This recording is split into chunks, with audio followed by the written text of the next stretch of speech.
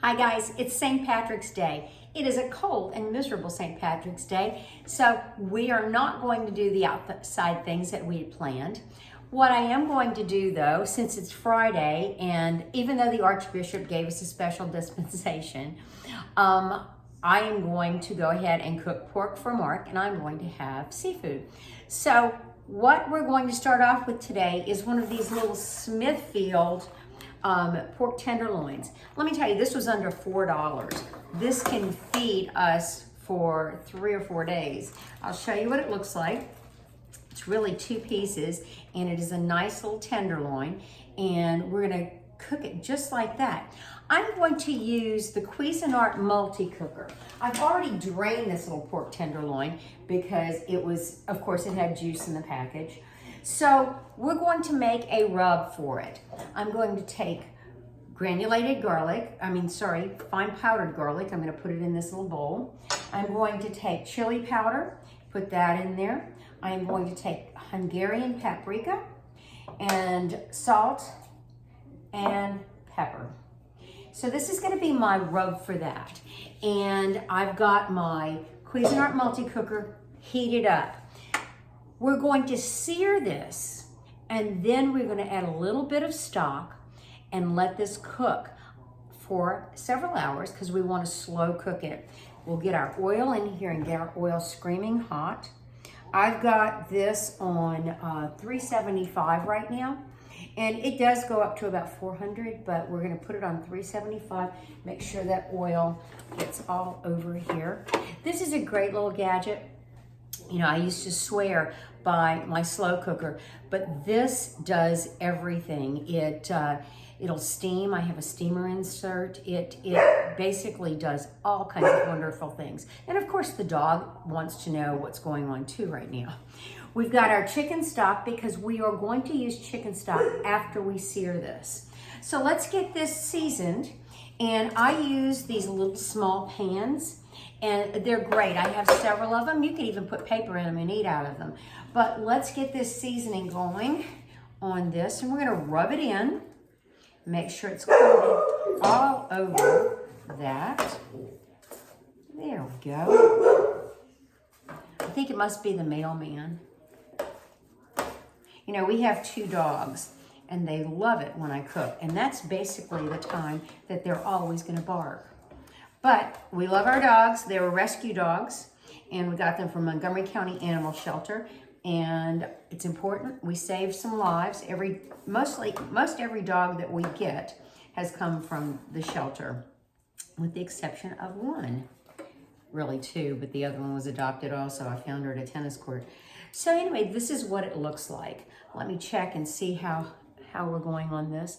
You can always tell by your oil gets glistening movement, and we're gonna hold off for 1 second while we stop the dog from barking.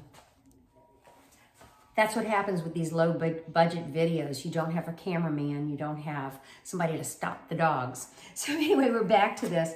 The meat is all ready to go. So we're gonna go ahead and put it right in here. Ah, you hear that sizzle? Perfect. A little bit more of that rub right there. And we'll put that over here.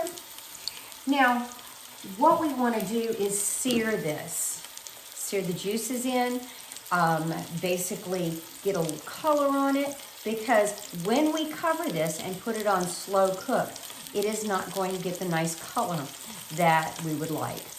We're going to stop the video right here, and I'll come back as soon as we get a little bit of color on it so you can see that.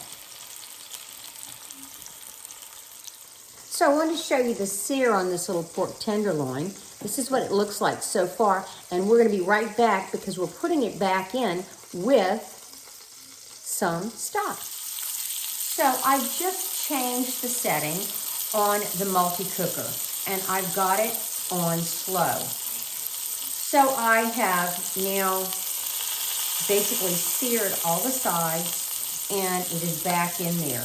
We're going to add some chicken stock right now. There we go.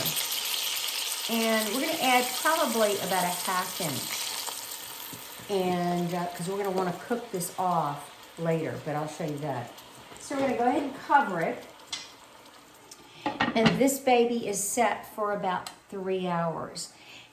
Since it's on low, I'm gonna want the internal temperature to get to 145 to 150 slowly. And the desired temperature for medium is going to be 150 to 155. I find it essential nowadays to use a thermometer. That will truly help you in your cooking, and it'll make your meat perfect every time. So what we're going to do next is make a sauce. And this is not rocket science. I'm going to turn the video on over here, and I'm going to get everything ready, and we'll come back. So this whole process with the meat can also be done in the oven, so you can do it low and slow in the oven. I personally would like to do it outside, but it is too darn cold, so we're not going out there today. But let me tell you how the next part is the sauce. Now this sauce can be used for barbecue sauce for brisket, which I do use that for brisket and chicken. This is great. It is not rocket science. Anybody can make it. You just go and grab what you have in the refrigerator, and you're gonna see I am at the end of my ketchup, so you're gonna see how I do this. But my good friend Lane, my cooking buddy Lane, has been making all kinds of sauces for me, and he did this jelly. It is a kicked up jelly, and so we're gonna use that. You can use basically any jelly that you have in your refrigerator. I've used apple jelly, I have used cranberry jelly. I think I've used just about every kind of jelly I can think of. I'm going to use about 3/4 of this, and let me give this a taste. I know, oh yeah, whoa, that's nice. It definitely has a hit. I don't think I'm going to have to put any jalapeno in this for sure. Whoa, that'll take your breath away. So we've got jelly in here. And the next thing we're going to do is take about a cup of tomato ketchup. Now I'm at the end of this bottle, so what I'm going to do, I have to use apple cider anyway. I'm going to go ahead and pour my apple cider, and you can find a basic recipe like this on my on my blog at cabeuser.wordpress.com. Wow, that jelly took my breath away. All right, I'm going to shake this up to get every little last bit of goodness out of here. There we go.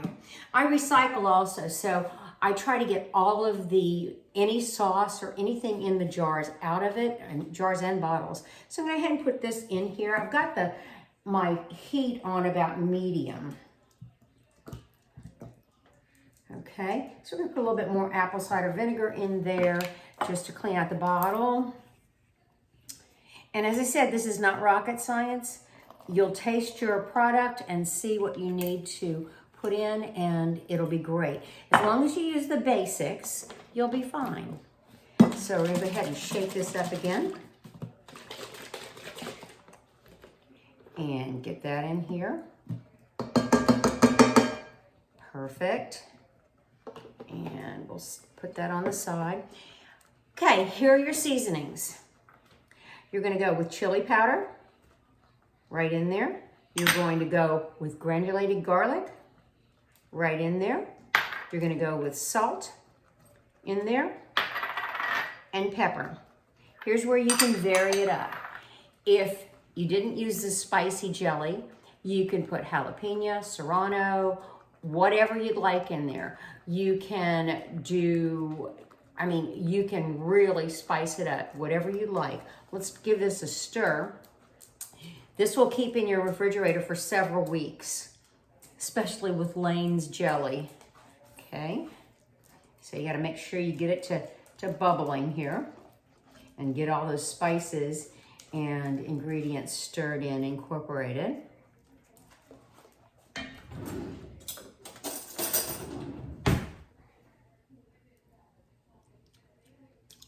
Oh, wow, that will literally take your breath away.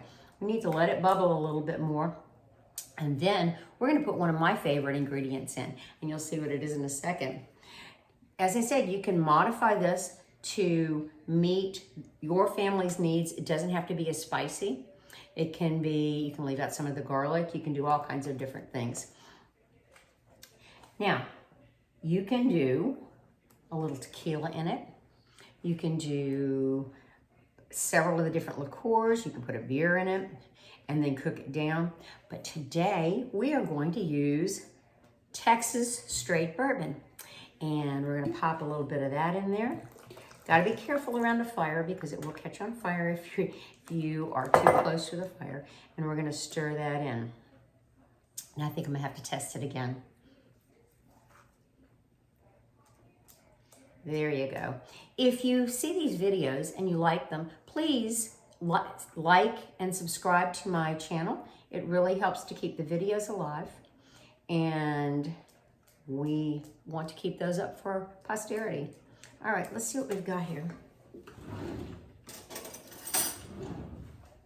You can always add granulated onion in there too. Oh, wow. That has quite a bit of heat with the black pepper and Lane's pepper jelly. You will like this if you like spicy. Use it, like I said, on chicken, on pork, on beef. So here's where we are. We've got this made. I will not use this whole batch of sauce for that pork tenderloin.